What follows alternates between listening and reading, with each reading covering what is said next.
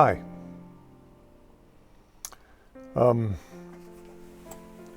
It's, can you read that? I don't know if you can read that. Yeah, there it is. It's 50 degrees outside. And so I'm wearing a jacket, but I think we need to get outside and go learn a little bit about this area. I'm on the Gulf Coast in Mississippi at Shepard State Park. Hi everyone, Tom here. You're watching Joy en Route. Thanks for joining me on the channel here today. And right off the bat, Happy New Year. It is January 1st, 2025. Here we go.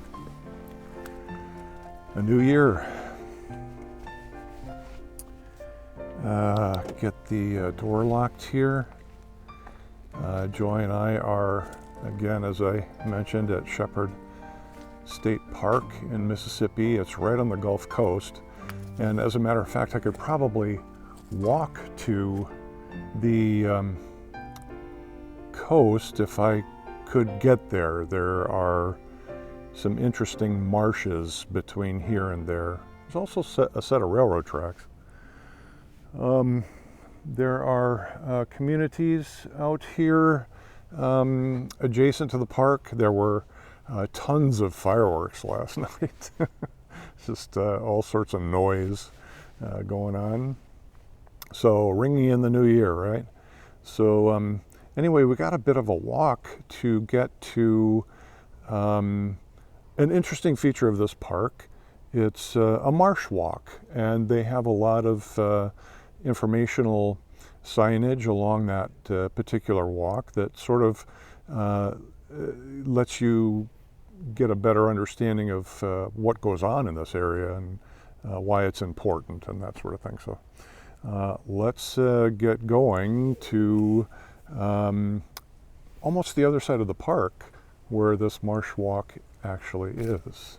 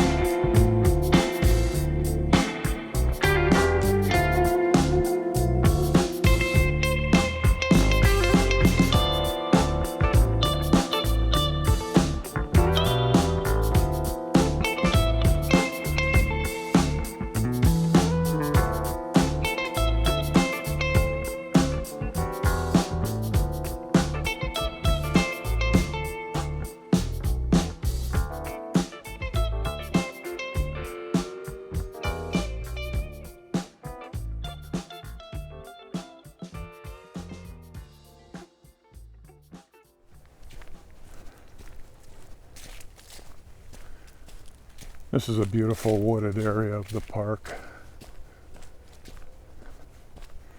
And it is a primitive camping area here in the park.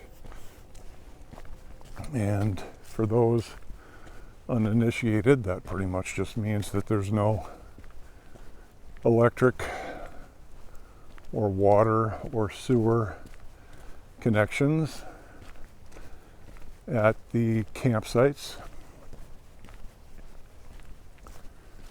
So got to pack everything in and then pack everything back out if you're coming to one of these sites. Kind of need to do that no matter what, but it's nice to have at least the amenity of electric and water nearby.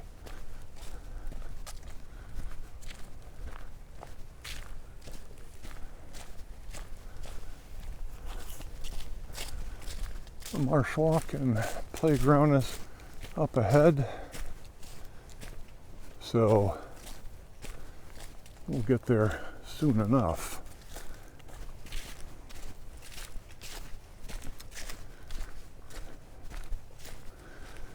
So I guess a question I might have for all of you on this, the very first day of 2025, is what are you hoping for out of this new year? Do you have any expectations? Has that kind of been a thing for you to think about or plan for? Any big changes coming your way? Be interesting to know. All right. So, do your thing in the comments, and we'll chat about it. Okay, so we're here at the marshwalk, and so this goes out quite a long ways, as you can probably tell already. And it does say watch out for the wildlife. We'll have to see if we actually see any. So here's kind of the game plan here. It's a bit of a zigzaggy walk on this bridge-like thing that goes quite a ways out there, but we'll be able to see a bunch of stuff about this whole area. And my understanding is, and I guess we'll probably read it here shortly, is that this area is affected greatly by the tides.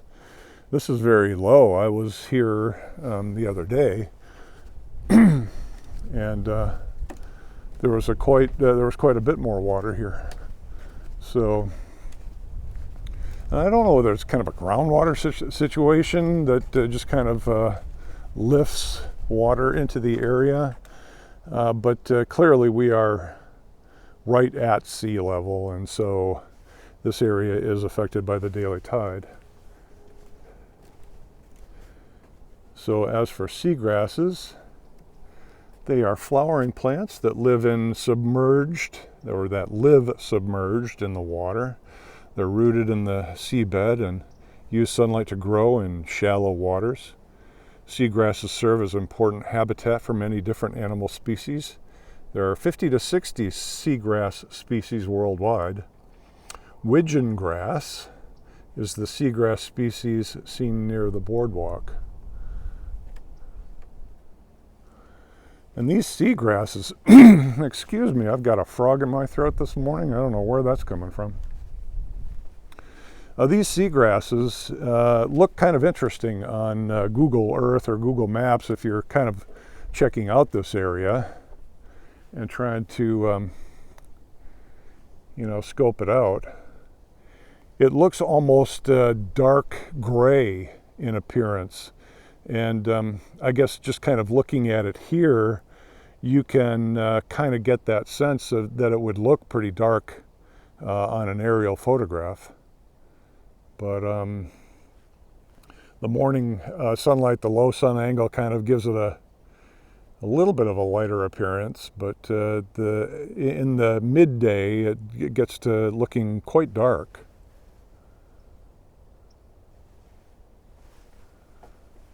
And they want to tell us about alligators right here.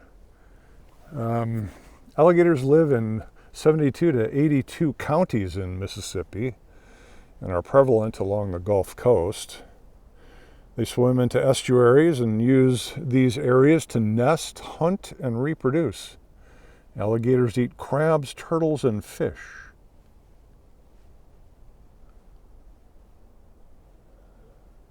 I have yet to see an alligator, so I'm not really expecting that we're going to get lucky and see one here today, but I did see a crab the other day right in my campsite.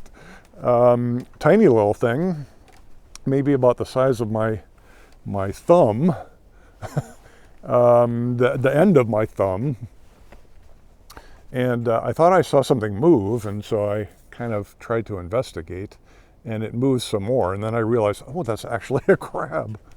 So that was interesting. Don't know what the thing is out there or how you'd even get to it to pull it out of there, but it obviously shouldn't be there. Somewhere along here the other day, I hear a train in the background there. Somewhere along here the other day, I saw a snake down in there that was just sunning itself, staying as warm as it could.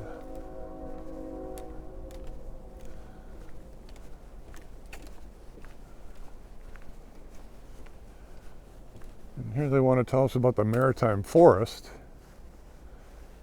Maritime forests are coastal wooded habitats found near the shoreline. We are very close to the shoreline. It was actually a shorter distance, I think, if I could actually walk there from my campsite to the actual ocean itself, the shoreline of the Gulf, than it was to get here to this marshwalk.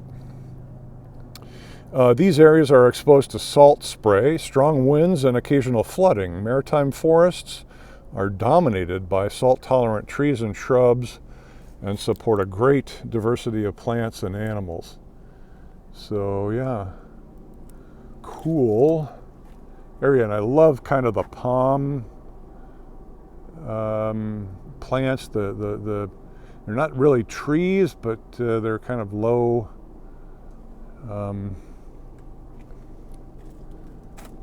shrubs with the palm fronds.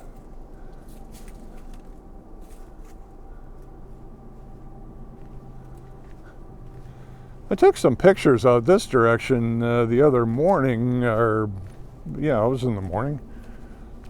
It was kind of foggy off in that direction. I don't know whether or not I can I don't know whether or not they turned out or not. I haven't even offloaded them from the camera. I'll have to see. Maybe I'll throw one up if it came out all right. I can really hear that train behind me. So apparently the actual coastline must be back that way because the tracks were between the park and the ocean itself, I believe. I'll have to look at the map again just to double check that.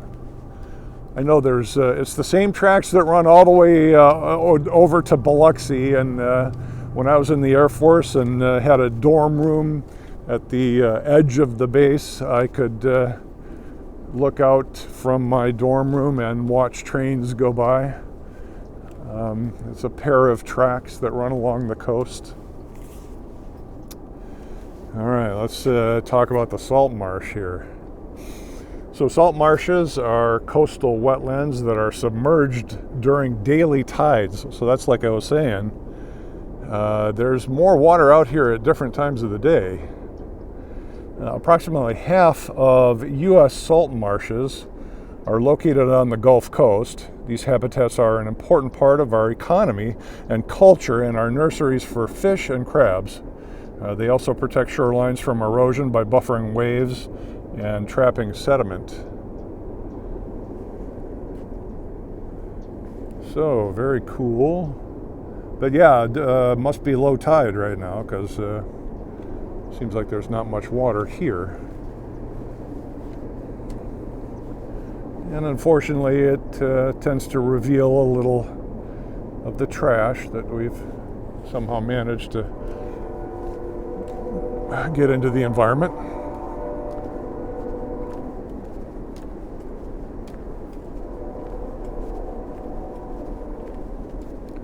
I never mind the sound of a train.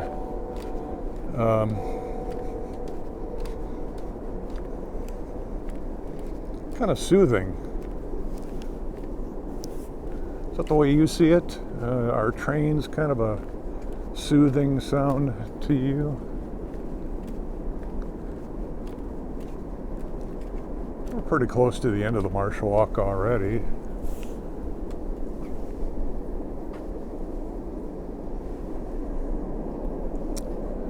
Crab and shrimp.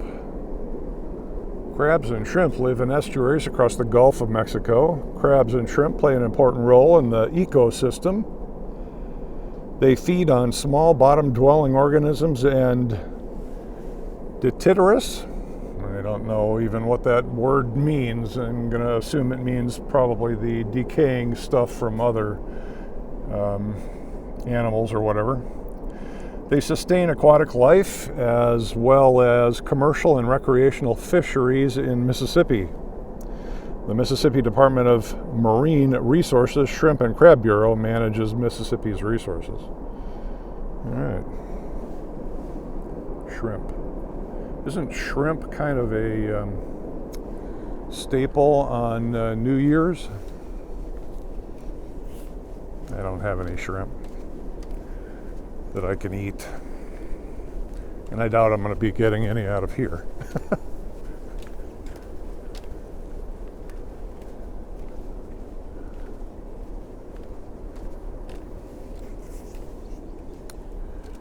Marsh birds. Marsh birds live, breed, and hunt in marsh habitats. That would make sense, right? Many use tall marsh grasses as cover so they can move around almost completely unnoticed. They usually have long toes, giving them the ability to walk on top of marsh plants and soft, muddy soils. Common marsh birds you may see include mottled ducks, least bitterns, clapper rails, willets, seaside sparrows, and red-winged blackbirds. So I guess that's what all of those would look like. Red-winged blackbird is about the only one that I truly recognize in all of that.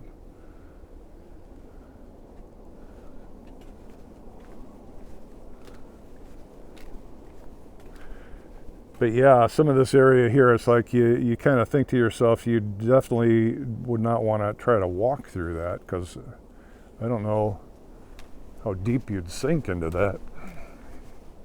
Might be rather difficult getting back out if you were down there. So I'm thankful for the bridge up here, the walk bridge. And we're about at the end. And this is just the same map that we saw from the other end, but we were here, over there, and now we are here. Sure, that made total sense. But yeah, it's a beautiful area right here on the Gulf Coast, and enjoying the remaining warmth. Like I say, I think we're going to be feeling the cold very soon.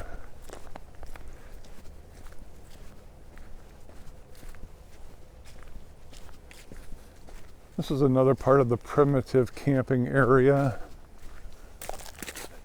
and it takes me back out to a road that, well, it's that same road that we were on before I made the left turn into the area where we could start the marshwalk.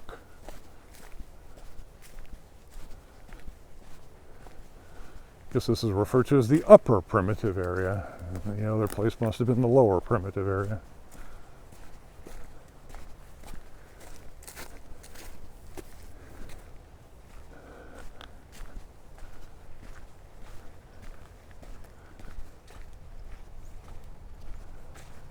There's a kayak launch out there too.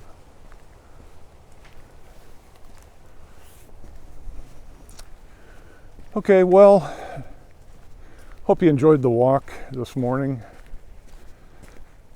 I asked you if you had any expectations for 2025. Not sure where I stand on that question myself. Wish I had something profound to really lay down when it comes to 2025. I'm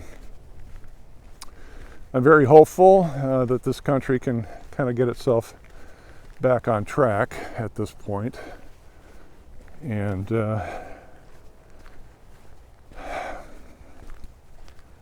that things will begin to improve. I think that we've been through quite a period here post-COVID, and it's not been easy for a lot of people. So I have great hope for the future in that regard, that economically and job-wise and inflation and whatnot, we can maybe get in check and try to improve those situations, stop the invasion at our southern border, and apparently northern border as well.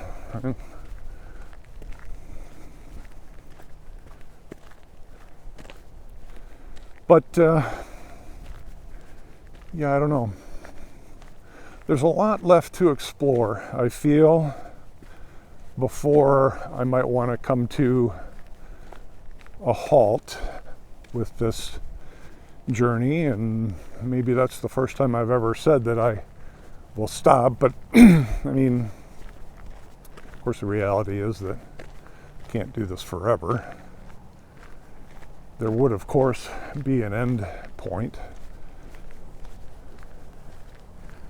And I find myself being pulled back to Wisconsin at times that I wish I didn't have to go back, only to stay for fairly long periods of time having to deal with primarily my rental. And I just don't know what to say about that. It's been very difficult to kind of be able to just walk away from that and kind of let it just run on its own.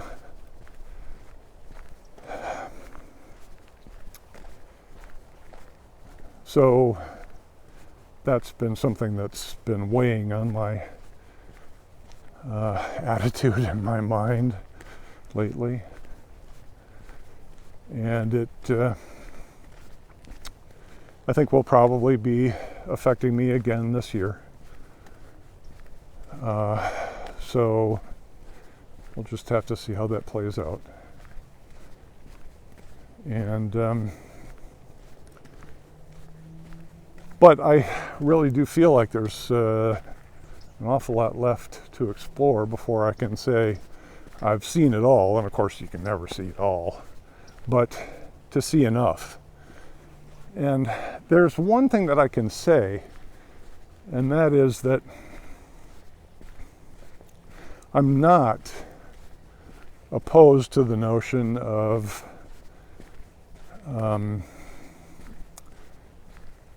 discontinuing this journey.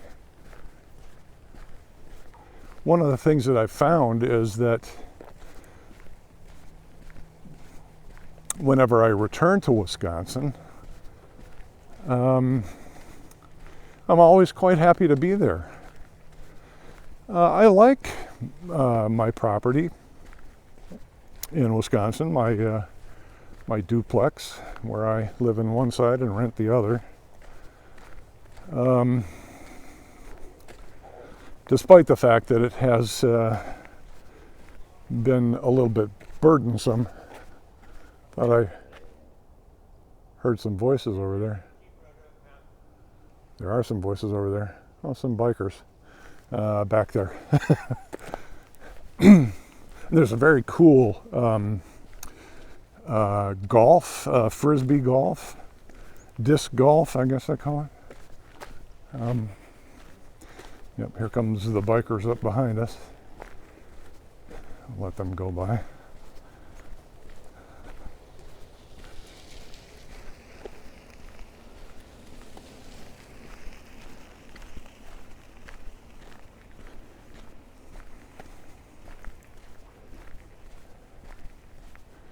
So yeah, it's never a sad moment when I return to Wisconsin. I've found that so far with my travels that I'm actually quite impressed by Wisconsin. Whenever I go back and say, oh yeah, life is good in Wisconsin. It's cold in the winters, don't get me wrong, and of course part of the reason for the journeys was just to try to escape that for at least a few years, just see what it's like to live in other areas of the country. But there's still an awful lot of the West that I haven't seen, and I'm not so sure about the desert Southwest. You know, New Mexico, Arizona, I don't know. Probably would like to drive through there and just kind of like see it and, you know, say that I've been there. And there are other states that I'm really, really interested in, like Wyoming. You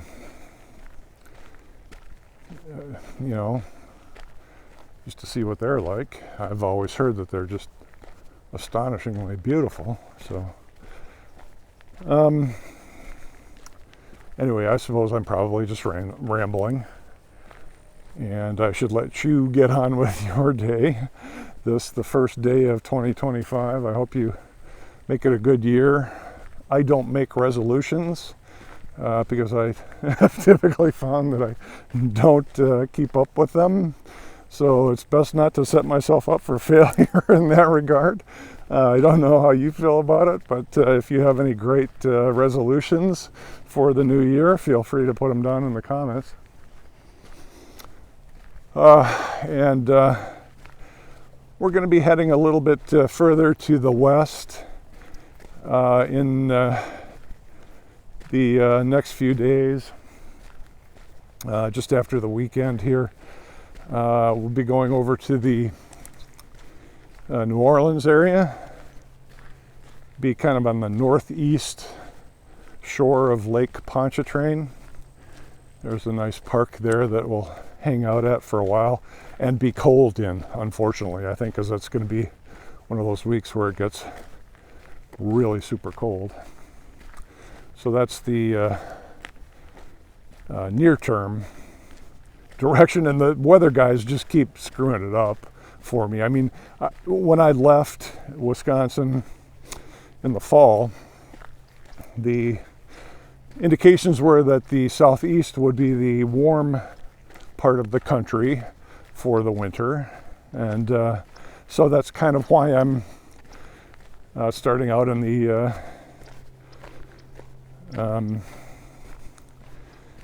Mississippi and Georgia and Alabama areas.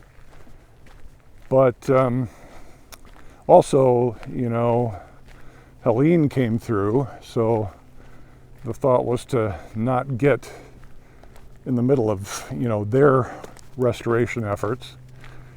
They don't need a bunch of tourists buzzing around when they've got so much to clean up, put their lives back together.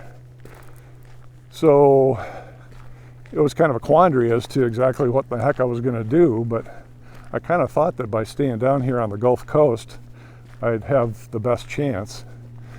And that's looking kind of dicey at this point. So I don't know whether I should go west or I should go east. It's like the weather's just going to keep flip-flopping, right? That's just the nature of winter. But somehow I kind of have this sensation that I'm making all the wrong moves. but I can only look out a couple of weeks into the future weather-wise, and God only knows how accurate the forecasts are at that distance into the future. And I need to be also looking at park reservations in that same kind of a,